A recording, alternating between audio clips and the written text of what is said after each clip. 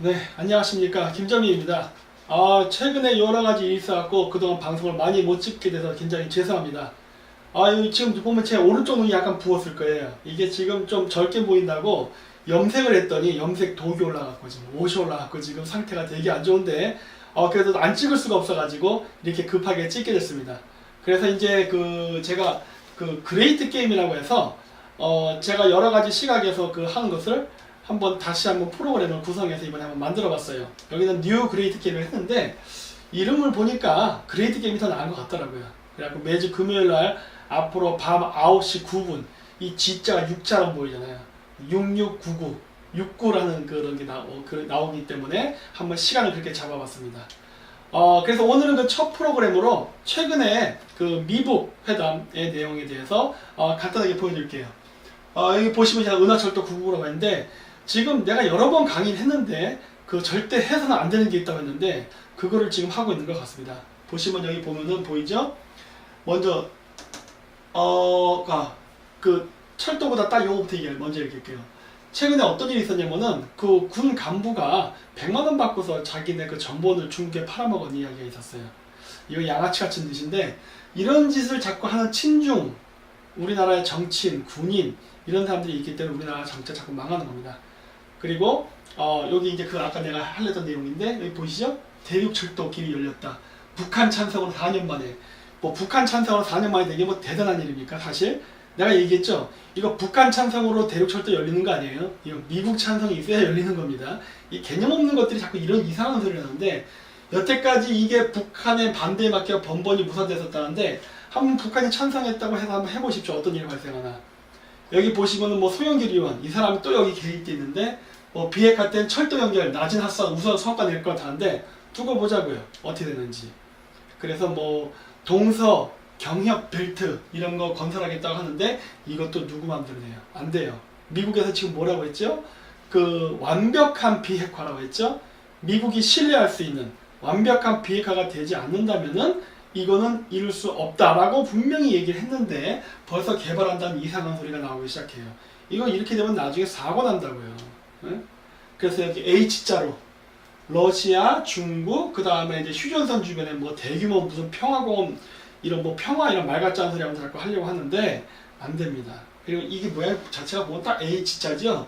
이렇게 되면 이거 헬게이트예요. 지옥의 문이 열리는 거예요. 이런 거 절대 하면 안 됩니다. 제가 늘 강조하잖아요. 항상 사례를 보라. 이게 뭐예요? 여기 자 노란색으로 거는 게 뭐냐면 제가 중앙아시아에 있을 때 파이프라인 경쟁이 있었어요. 2001년도부터 2006년도 사이에. 그때 당시에 파이프라인 경쟁을 할 때 카자흐스탄에서 러시아, 미국, 중국이 서로 자국에게 유리한 파이프 철도를 건설하려고 했는데 그때 당시에 전체적으로는 중국이 게임에서 이겼습니다. 그래서 보시면 이렇게 아트라우서부터 해서 알라션커우 중국이거든요. 여기까지 연결해서 카자흐스탄 횡단 파이프라인을 건설해요. 이게 2006년도에 완공이 됩니다. 근데 사실 중국이 이때 이 파이프라인을 건설한 것은 이들의 목적이 여기 보시면 아시겠지만은 중앙아시아에서 생산된 모든 석유를 다 합쳐도요 중국이 원하는 양을 채워주지 못해요. 그래서 이것 때문에 이란까지 뚫으려고 했어요. 그게 2006년도예요. 2006년도에 여기 투르크메스탄 대통령이 심장마비로 죽습니다. 그리고 지금 현재 제2대 대통령이 투르크메스탄을 지배하고 있는데 이 파이프라인은 2대 대통령 때 무산돼 버렸어요. 또 하나 투르크메니스탄서부터 우즈베키스탄, 카자흐스탄, 중국으로 연결되는 파이프라인. 이거는 가스 파이프라인이에요. 아까 건 원유였고 이 가스 파이프라인도 2016년 완공을 목표로 했는데 2016년에 카리모프 대통령, 우즈베키스탄 대통령인데 심장마비로 사망해요. 그래서 안 된다는 거예요.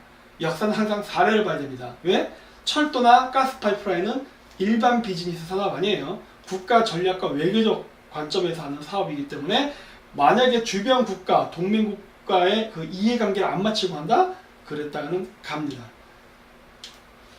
자, 그리고 이제 보시면은 또 미국이 얘기하는 게 뭡니까? 주한미군 감축 협상 불가라고 해요. 우리나라가 지금 평화 모드에 빠져가지고 이 세상이 마치 다 좋아질 것처럼 생각하는데 천만에만만해. 북한의 비핵화는 미국의 최종적인 목적이 아닙니다. 미국이 원하는 최종적인 목적은 중국에 대한 분할과 견제예요. 따라서 북한이 항복했다 해서 동북아시아 평화 오는 거 아니에요. 이제 첫 전초전이 시작될 뿐이에요. 그렇기 때문에 주한미군은 철수 안 합니다. 한국 사람들이 생각하는 착각이에요. 그래서 1대1로가 어떻게 되는지 한번 보자 하는 겁니다. 왜냐? 1대1로가 초창기에는 한국이 포함 안 됐었어요. 요즘 한국 포함시켜주더라고요. 왜 그래요? 지금 북한이 미국의 압력에 의해서 거의 굴복되기 직전이거든요. 이러다 보니까 중국이 외교적, 경제적으로 북한을 자신의 영향권 안에 두려고 드디어 1대1로를 연결하는 방식으로 추진을 하고 있어요. 여기에 우리나라의 송영길 같은 친중파 의원들이 끼어들어가지고 남북 횡단 파이프라인, 철도라인이라는 걸 지금 한다고 해갖고 마치 자기네들이 하는 것처럼 위장전술을 펼치는데 그거 매우 위험한 생각이에요. 자, 보세요. 왜 안 되느냐? 중국이 하는 1대1로 보십시오. 돈도 안 되는 한국에 수억 달러를 투자한대잖아요.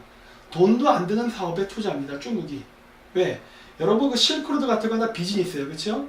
무역인데 왜 중국 정부는 돈도 안 되는 그 실크로드 사업을 하려 할까요? 그 이유는 이게 군사 목적 때문이에요. 실질적으로 보시면 이렇게 이 개발도상국 국가에 여러 이 일대로에 필요한 항구, 철도 이런 요충 지역의 그 도시를 중국이 부동산을 사거나 했는데 이런 것들을 보면 어떻게 되느냐? 다 중국이 전부 가져갑니다. 그러니까 이 사람들이 시작할 때는요, 원래는 비즈니스 목적을 한 거예요. 야, 중국의 뭐 13억 시장, 거대한 소비 시장, 뭐 이런 거 막 생각하면서 중국이랑 사업하면 돈 벌겠지. 이런 생각을 했는데 막상 해보니까 어떻게 된 거예요? 다 중국한테 뺏기는 거예요. 그리고 빚더미에 앉고. 이런 사태가 발생하면서 지금 중국하고 원활한 관계에서 친중 국가들이요, 지금 전부 반중으로 돌아서고 있어요. 한국만 빼고. 그래서 중국이 이러한 1대1로를 포기 못하는 이유가 있어요. 이게 바로 GDP. 중국 독재자 국가입니까? 시진핑이 제2의 모택통이라 불릴 만큼 지금 어마어마한 독재를 하고 있는데 이 독재를 하는 데 있어서 정당성이 주어지는 것은 바로 경제개발이에요. 경제개발만 할 수 있다면요, 독재해도 누가 뭐라고 말 안 합니다. 물론 한국의 자법 빼고. 우리나라 박정희 대통령의 개발 독재에 대해서 불평불만한 사람들은 없어요. 그 당시 세대 사람들 중에. 지금의 운동권 출신 빼놓고는. 그래서 시진핑도 자기의 정치적 생명을 연장시키기 위해서는 GDP, 즉 경제 성장이 되는 것처럼 보이게 해야 돼요. 왜? 이미 중국 성장이 끝났거든. 그러다 보면 어떻게 돼요? 정부 지출, 가계, 수출 이거를 늘려야 됩니다. 수입은 아니에요. 수입은 GDP의 마이너스 요소니까. 그런데 지금 트럼프 대통령이 수출을 막아버리니까 어떻게 돼요? GDP가 떨어지기 시작합니다. 왜? 수출이 잘 돼야 기업이 법인세를 많이 내서 정부가 돈을 갖고 국책사업을 하고, 기업이 돈을 많이 벌어야 월급을 많이 줘서 소비가 이루어질 텐데 기업이 안 움직이니까 가계 소비랑 정부 지출이 죽어버리는 거예요. 그래서 중국이 지금 하고 있는 게 뭐예요? 일종의 뉴딜 정책 같은 거예요. 그게 뭐예요? 바로 정부가 지출을 늘려서, 즉 정부가 프로젝트를 해가지고 일을 막 만든 다음에 그 일거리를 기업한테 줘서 내수, 즉 소비시장을 촉진시키려는 방법을 쓰는 거예요. 그거를 중국 땅 안이 아니라 중국 땅 바깥에서 하려고 한 거죠. 그래서 중국 내부 경제 성장을 시키기 위해서 바깥에서, 즉 해외에서 사업을 벌리면서 친중 정치인 만들고 친경제인 만들고 매수하면서 방글라데시, 미얀마, 파키스탄, 뭐 카자흐스탄 등등 여러 국가에서 그 사업을 벌였는데 어떻게 되는 거예요? 거기서 만들어진 부가 소수의 친중파 정치인 경제인들만 들어가고 나머지 모든 부가 다 중국으로 쓸려 들어가니까 그 해당 국가가 가난해지고 중국 경제의 종속화가 된 거예요. 그러다 보니까 어떻게 됩니까? 반중 국가가 되는 거예요. 그래서 중국은 이거를 멈출 수 없어요. 중국은 자기가 살기 위해서, 즉 시진핑의 장기 집권을 위해서 GDP를 올리려고 하면 올리려 할수록 중국 주변에는 반중 국가가 생길 수밖에 없는 필연적 구조예요. 한국만 여기서 반대로 가고 있어요. 자, 그래서 보세요. 선진국들도 싫어합니다. 메르켈, 마크롱, 메이. 이거 다 영국, 프랑스, 독일, 유럽연합의 주요 강대국 멤버 아닙니까? 이런 총리나 대통령이 안 하겠다고 하는 거예요. 왜? 중국 쪽으로 하고 하냐 이거지. 사업이란 건 기부의 사이클거든요. 근데 중국 일방으로 좋은 이러한 1대1로를 하려고 하니까 다 거절하고 참가해서 빠진 겁니다. 그리고 선진국만 빠졌냐? 그게 아니에요. 보세요. 말레이시아에 이어서 스리랑카, 네팔도 1대1로 사업 안 한다. 탈퇴. 또 미얀마도 안 한다. 이런 얘기가 나왔어요. 그리고 오늘이 6월 9일이죠. 그 아까 그 이메일 보니까 그 뭐였더라? 6월 10일 날 베트남에서 반중 집회 한답니다. 어마어마한 규모로. 그래서 우리나라 그 주 베트남 대사가 공문을 보냈더라고요. 교민들 안전을 유의하라고. 이 정도로 동남아시아는, 즉 우리가 화교가 경제를 80% 90% 장악하고 있다고 보통 알고 있잖아요. 그런 지역의 국가들이 전부 반중, 반화교로 연대가 되고 있다는 거예요. 한국만 빼고. 그래서 선진국을 있던 중국 주변에 선진국이 됐던 후진국이 됐던 다 중국 주변의 국가들, 중국의 1대1로와 이해관계를 했던 국가들이 전부 반중으로 돌아서고 있어요. 그런데 이런 사업 또 보면은 아까 미얀마, 말레이시아, 베트남 이런 나라 나왔죠? 이거는 지금 실크로드 사업이 아니라 바닷길입니다. 1대1로 중에 1로 바닷길이에요. 이 바닷길에 있는 국가들이 어떻게 돼요? 지금 아까 안 한다고 했죠? 그 사업을 뿐만 아니라 미국도 남중국해에서 해상 작전을 강화하고 있어요. 이게 검토라고 써있지만 이미 강화했습니다. 그래서 보면은 이렇게 분쟁 지역을 비행해요. 중국인들이 자기 땅이라고 주장하는 지역을 이렇게 비행기로 또는 배로 왔다 갔다 하면서 중국을 장악하는 겁니다. 한 번 칠 때만 쳐봐라요. 치는 순간 나는 너를 100배, 1000배를 강력한 무력으로 응징하겠다 해요. 그러니까 중국이 어떻게 했습니까? 초창기에는 미사일 기지를 짓고 미국을 위협하려고 했어요. 근데 지금 어떻게 됐어요? 미사일이 사라졌어요. 철수시켰습니다. 왜? 미국 자극시켜봐야 좋을 게 없다. 그래가지고 꼬리를 중국이 팍 내렸어요. 중국도 꼬리를 내리는데 미국한테 반기를 드는 우리나라는 도대체 뭡니까? 이런 걸 가지고 주체사상이라든가 이런 사대주의 얘기하지 마세요. 이거는 실내 외교력 차원에서 하는 거니까. 자, 그리고 이제 북미회담의 흐름. 이제 조만간 우리 그 지방선거 투표 끝나고 나면은 트럼프 대통령이랑 김정은이가 만나게 됩니다. 근데 많은 사람들이 걱정해요. 김정은이랑 만나서 회담이 잘 돼가지고 우리가 불리해지는 건 아닌가. 그럴 수도 있어요. 그럴 수도 있지만 아직까지는 그렇지는 않습니다. 왜? 미국의 전체적인 정책의 흐름을 우리 한번 검토를 해봐야 됩니다. 보세요. 의회에서 뭐라고 했느냐? 김정은이랑 트럼프 대통령이 만난다고 할 때, 야, 그거는 쇼다 이거예요. 의미 없다. 회의론이 대다수예요. 지금도 마찬가지예요.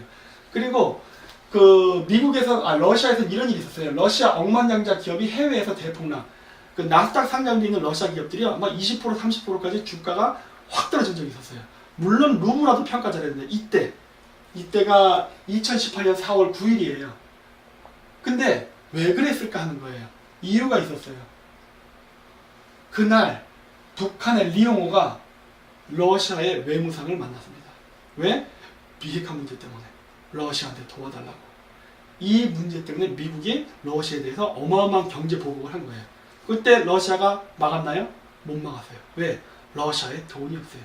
미국이 러시아의 루브라를 화폐 공격하고 러시아의 대기업들을, 우리가 보기엔 쟁쟁이 보이죠. 막 러시아 사람들 전 세계 이번에 필리핀 한번 동남아시아 가보십시오. 막 돈을 뿌리고 사는 애들인데 그런 애들조차도 꼼짝을 못하고 흐물흐물 당했다고요. 그거를 방어할 수 있는 돈이 없었어요. 그러면서 미국이 러시아한테 강력한 경고를 했죠. 북핵 문제에 뛰어들지 마. 이런 식으로. 근데 러시아는 거기에 대해서 대응을 못했습니다. 그래서 또 어떤 일이 있었느냐. 여기 보시면 북한 최고위층 정보당국자 핵실험 정보밴드 탈북. 지금 트럼프랑 김정은이 만난다 안 만난다를 놓고 막 감론을박할 때예요. 울란바토르에서 만난다, 북경에서 만난다, 블라디보스톡에서 만난다, 여러 얘기가 나올 텐데, 그때 당시에 그러한 이야기가 막 오가는 그 과정에서 바로 미국이 북한의 핵기술자를 빼돌렸죠. 이게 이렇게 되면요, 정상적인 북한이었다면 어떻게 될 것 같습니까? 바로 정상회담 중지입니다. 야, 올 스톱.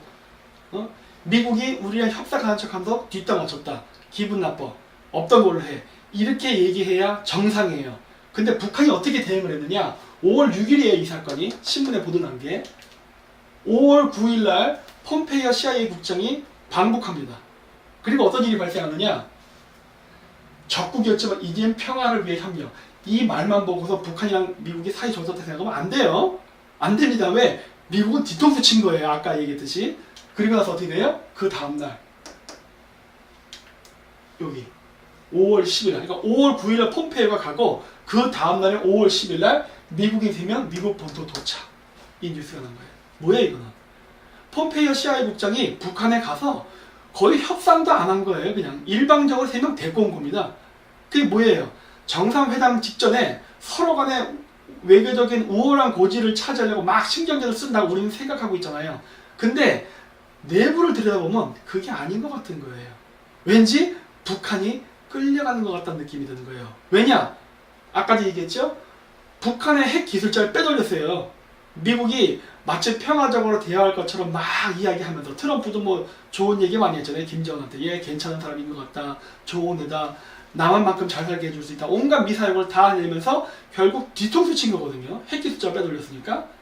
그런데 북한이 거기에 대해서 핵협상 중단이란 말조차도 못하고 나중에 폼페이오 CIA 국장이 가서 이 문제를 해결하겠다 가서 아 북한은 이제 더 이상 우리의 적이 아니다. 평화를 위해서 많은 노력하겠다. 말로는 아름다운 말을 했는데 내부적으로 뭘 했어요? 미국 그 시민들을 데리고 왔다고요. 이건 어떻게 보면 북한이 외교적으로 졌다는 걸 얘기하는 거예요. 연구자도 뺏기고 자기가 포로를 붙잡고 미국을 협상의 조건으로 이용해 먹을 수 있는 어떤 유용한 도구인데 포로까지도 다 내줘버렸으니까 북한이 협상에 진 거죠. 왜 그랬을까요? 먹을 게 없어요. 먹을 게. 미국이 전례 없는 경제 봉쇄를 취했습니다. 북한에 대해서. 북한이 이거 지금 트럼프 대통령이 만약에 이번 협상이 트럼프가 원하는 그림대로 안 나올 경우에 뭐 몇백 가지를 또 봉쇄하겠댔어요. 지금 북한이 죽기 직전이거든요. 숨이 껄떡거리는데 몇백 가지를 더 봉쇄하겠대요. 도대체 얼마나 많길래 이런지 몰라도. 이렇게 되면 북한 체제가 스스로 전복됩니다. 김정은은요 빨리 트럼프랑 만나야 돼요. 그래서 제가 예전에 국회 강의 때도 그랬을 거예요. 트럼프랑 회담이 결렬됐다고 해서 북한이 멈추지 않는다. 북한은 빠른 시일 내에 트럼프를 만나야지 이거 시간 끌면 끌수록 김정은은 생명이 위태로워진다고 제가 얘기했었을 거예요. 근데 아니나 다를까 8시간 만에 김영철이가 미국한테 편지 보내죠. 다시 한번 하자. 왜? 북한이 아쉽다예요. 미국은 북핵 기술자도 훔쳐가.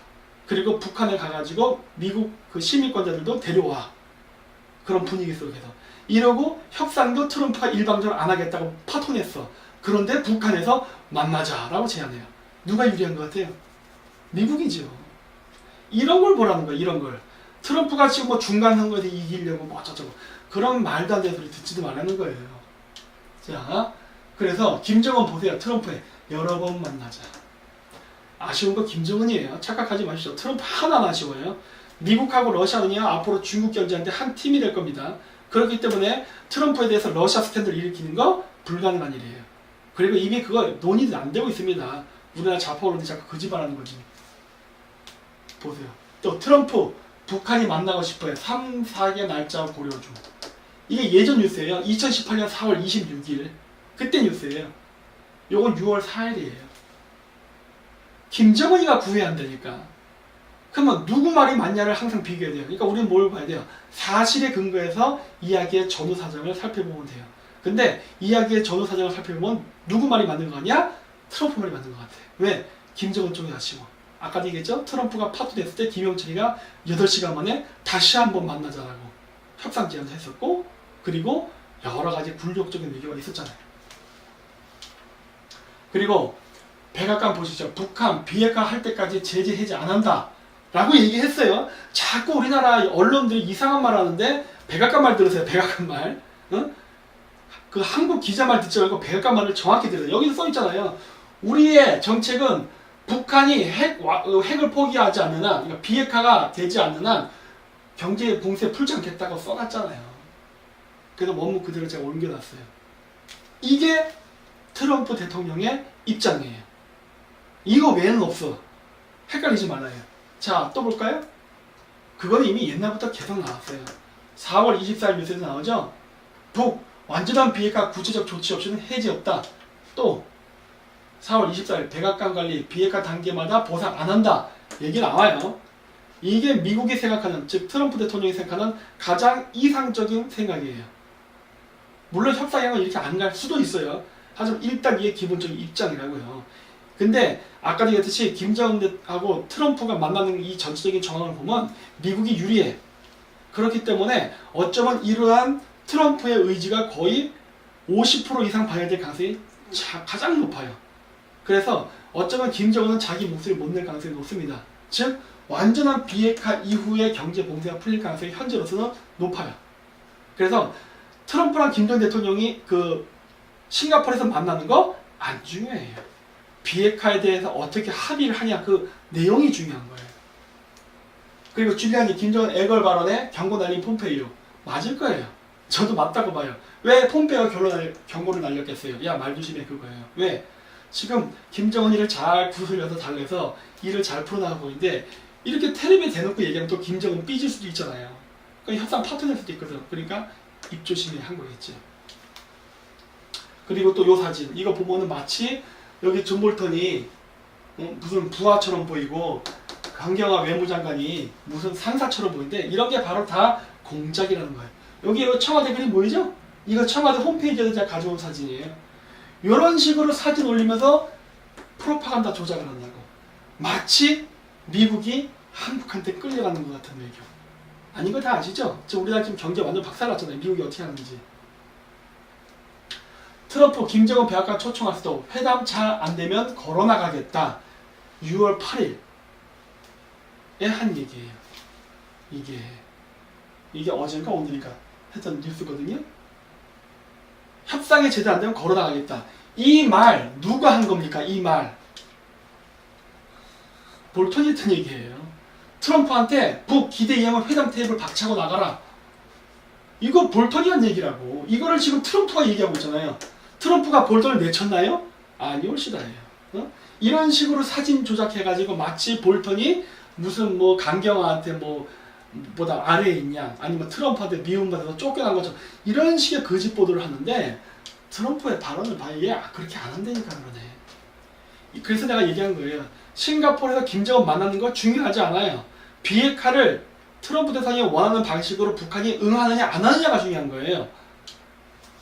자, 그래서 이제 결론 부분인데 어쨌든 회담은 열릴 겁니다. 12일 오전 9시라고 일단은 못 박아놨어요.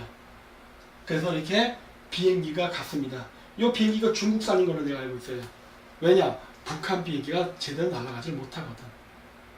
그래서 그 미국 비행기를 아니 중국 비행기를 이용해서 간 것 같은데 어쨌든 간에 지금 점점 실무 회담하고 김정은을 만날 이런 여러 가지 준비는 이루어지고 있는 것 같습니다. 자, 요 시기 전에 어떤 일이 있었습니까? 시리아 대통령이 북한을 방문했어요. 제가 이것도 얘기했잖아요. 북한의 비핵화 문제는 중동하고 같이 봐야 된다. 특히 시리아. 따라서 북한이 비핵화하는 문제는 북한이 단독으로 결정하는 것이 아니라 바로 시리아, 이란, 하마스랑 같이 해야 되는 문제다. 왔네. 그쵸? 얘 뭐 얘기했어요? 비핵화 문제 얘기했잖아요. 비핵화 어떻게 된다 그랬죠? 부숴버려야 된다 그랬죠? 왜? 안 부수면은 이러한 시리아 대통령이 와가지고 북한에 있는 핵기술자 혹은 모르겠어요. 핵탄두 아니면 공장 시설 이런 것들을 뜯어가지고 다시 중동에 가져가서 재조립할 가능성이 매우 높기 때문에 이거 안돼. 이런 것들이 지금 트럼프랑 협상할 때 마이너스 요소예요. 이런 것들이 쟤 왜 왔다 갔어? 이런 거거든요. 그리고 IAEA 인력 부족으로 북핵 사찰 제대로 할지 걱정된다. 걱정할 거 하나도 없습니다. 이게 중앙일보 보도죠. 걱정할 필요 없어요. 왜? 인력이 부족하다면 비핵화를 확신하는 데 걸리는 시간이 얼마나 걸릴까요? 더 오래 걸리겠지. 인력이 부족하다면. 그렇죠? 사람이 적으니까 미국이 확신하는 그 단계에 이를 만큼 비핵화 사찰을 적은 사람으로 하려면 아무래도 오래 걸리겠죠. 그 기간 동안 북한은 경제 봉쇄를 풀지 않습니다. 힘든 건 누구예요? IAEA예요? 북한이에요. 북한이 힘들어요. 이 포인트를 놓치지 말라는 거예요. 그리고 이건 제 개인적인 생각인데 이거 IAEA 핵사찰 할 때 만약에 인력이 부족하잖아요? 저는 미녀 부대 보내면 된다고 해요. 북한 애들이 우리나라에 올 때 항상 미녀 응원단 보내죠? 우리도 똑같은 전략을 써야 됩니다. 똑같은 전략. 그래서 제가 일부러 여기다 아오이 서론을 집어넣었어요. 예를 들어서 이런 식으로 섹시한 여자 보내야 되는 거예요. 탈북자도 좋습니다. 예를 들어서 양강도, 자강도, 함경도 이런 데 핵시설 기지에 핵사찰을 가는데 인력이 부족하다. 그럼 누굴 보냅니까? 그쪽에서 탈북한 아마 탈북민들이 있을 겁니다. 그런 애들을 여기다가 민간 요원으로 보내라는 거예요. 그 고향에. 그러면 그쪽 지리도 잘 알고 하니까 도움도 되고 그리고 분명히 거길 가면요. 그쪽 사람들 중에 그 사람 알아보는 사람이 있어요. 쟤 2, 3년 전에 우리 동네에서 저기 압록강로 탈출한 놈인데, 야, 쟤 미국 시민권 얻었네? 그래고 저기 때깔도 좋아져 갖고 왔네? 이렇게 자꾸 입소문 나잖아요? 북한 체제 붕괴됩니다. 핵사찰 기간 동안에 이런 것도 유도할 줄 알아야 돼요. 그리고 더 부족한 것들은 민요군단 쓰세요. 민요군단. 미국 땅에서 살고 있는 뭐 한국계, 중국계, 대만계, 일본계 뭐 많잖아요. 어? 그런 애들을 거기다 집어넣어 버리면은 북한 주민들 눈 다 뒤집혀요. 체제 붕괴를 유도하는 거예요. 핵사찰을 그 기간 이용하고. 왜? 어차피 경제봉쇄 풀지 않으니까. 경제봉쇄 풀지 않은 상태에서 그걸 민요부대 보내면 북한 애들은 아주 위험한 상태가 됩니다. 그리고 아메리카하고 동아시아 트럼프의 목표는 북한을 미국 편으로 만드는 것. 이건 이충우 박사가 얘기하는데 맞는 표현이에요. 지금 북한은 자신의 체제, 즉 김정은은 자신의 체제를 보장받기 위해서 지금 반중 친미를 하려고 하고 있어요. 반중 친미. 왜? 미국이 중국하고 싸우고 있으니까. 북한도 미국하고 함께 중국을 견제하는 쪽에 편을 들면은 나는 살아남을 거라는 생각으로 지금 반중 친미를 하려고 하는 거예요. 그렇기 때문에 제가 계속 요즘 들어서 반중 친미하라고 강조한 이유가 뭡니까? 북한이 그 헤게모니를 가져갈까 봐 그러는 거예요. 우리 여태까지 반중 친미 잘해왔잖아요. 그런데 지금 정권 들어갔고, 물론 그 전이나 그 전전도 마찬가지였지만 우리나라의 여야 정치인들이 아무 개념이 없어갖고 중국하고 경제 교류한다고 우리가 해야 되는 반중 친미 정책을 다 와해시켜버리고 막 지금 개판으로 섞어놨는데, 이걸 지금 다시 정확하게 미국하고 중국이 지금 무역전쟁에 붙은 이 시점에 반중 친미라는 걸 명확히 내걸지 않게 되면요, 혹시라도 모르지만은 최악의 경우에는 트럼프가 진짜 북한이랑 할 수도 있어요. 그렇기 때문에 북한의 비핵화만 부르짖지 말고 반중 친미를 하라는 얘기는 왜 그랬느냐? 북한이 그 헤게모니를 가져갈까 봐 그런 거예요. 우리가 경제적으로나 미국하고 엮이는 게 훨씬 많고, 금전적으로, 그 다음 산업 등등 미국이랑 엮인 게 굉장히 많습니다. 따라서 미국이 갑자기 우리가 친중을 했다고 해서 확 뒤집기는 어려워요. 그렇기 때문에 우리가 다음번 뭐 이번 선거 이후가 됐던, 대통령 선거 이후가 됐던, 정권이 바뀌었을 때 아니면 지금이라도 빨리 반중 친미를 하지 않는다면은 그 헤게모니는 북한으로 넘어갈 것이고, 그렇게 되면 진짜 트럼프가 얘기했는 것처럼 남한만큼 북한을 경제 성장을 시킬 수 있는 날이 올 수도 있습니다. 물론 이 과정 속에서 김정은이 체제 보장 당하냐? 그건 전 몰라요. 하지만 북한이라는 나라 자체가 한국만큼 경제 성장이 할 수 있는 기회는 올 수 있습니다. 근데 여러분 그거 알아야 됩니다. 북한은 자유민주주의 국가 아니에요. 두 개의 체제의 국가가 공존은 못합니다. 따라서 만약에 미국이 북한을 중국 견제 목적으로 키우게 되면요, 자칫 잘못하다가는 그냥 남한과 북한은 영원한 분리가 될 수 있어요. 왠 줄 아세요? 지금 중국하고 대만, 중국하고 홍콩도 1국가 2체제입니다. 그런데 계속 삐그덕거리고 싸우고 그래요. 중국이 압도적으로 힘이 셈에도 불구하고 그런 일이 일어나는데, 남한하고 북한이 인구 차이도 2배밖에 안 나는데 경제 수준이 같아진다고 생각해보세요. 어떻게 되겠어요? 북한 사람이 합칠 것 같습니까? 절대 안 합칩니다. 남북 통일 안 되는 거예요. 체제를 달리한 상태에서 북한을 키워주게 되면요, 북한은 그 돈을 가지고 다시 무기를 키워서 남한을 위협하는 쪽으로 갑니다. 마치 중국이 미국한테 하듯이. 그래서 안 된다는 거예요. 그래서 이번에 지금 김정은이가 코너에 몰렸을 때 우리는 미국하고 한편에서 김정은 체제를 전복시키고 북한이라는 나라를 해방시켜가지고 당장 통일은 되지 않는다라도 2국가 1체제로 나가면서 장기적으로 통일을 준비하는 쪽으로 가야 돼요. 즉 북한이나 우리나라 좌파들이 얘기하는 그 고려연방제 방식이 아니에요. 그거는 1국가 2체제잖아요. 제가 얘기하는 건 2국가 1체제예요.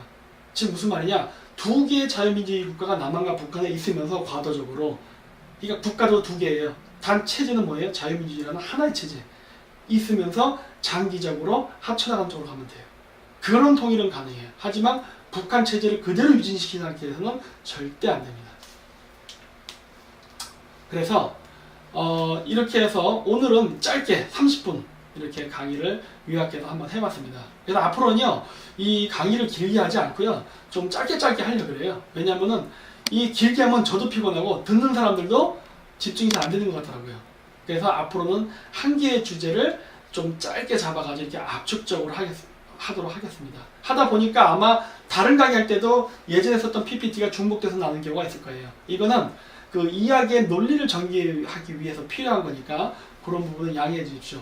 그래서 뭐 앞으로 제가 좀 외국에를 좀 갔다 올 건데 외국에 나간다 하더라도요 제가 동영상을 찍어서 계속 올리는 거는 제가 계속 끊기지 않게끔 노력해서 하도록 하겠습니다. 그럼 오늘은 저 김정민의 그레이트 게임 첫 강연을 마치도록 하겠습니다. 감사합니다.